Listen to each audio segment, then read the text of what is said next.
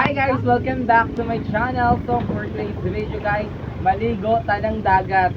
First of all, I would like to introduce my kasama, si Ethan, si Mabel, and si Shamin. Walay lain iba si Ate Chin Chin, the nonchalant girl. And my idol sa punta, walay lain si Ate Lang Lang. Hello!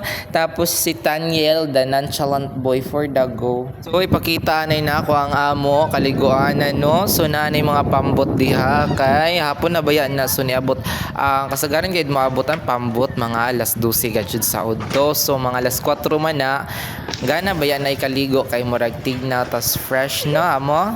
Tapos nagkapakapa na dajon ko diha kay para matanggal ang mga buling. Hala buling. So amo sab ni isa sa kaganan sa isla kay kung gusto ni maligo kay jaon na bayan dagat sa atbang unli sa mainland di ba kay maggasto pa ka mo pliti-pliti ka mo diri largo na mamana pa ka mo wa ka mula to mga fresh ni diri no amo. So mo dive ako pina Carlos Yolo Afaraga. Sa baropil. So pagkatapos na ako dive numan yan ko sa kilid dakan mo sa kasapantalan kay kahoy ba dyan mag-dive diya tas magkuan tapos makuha ko shark.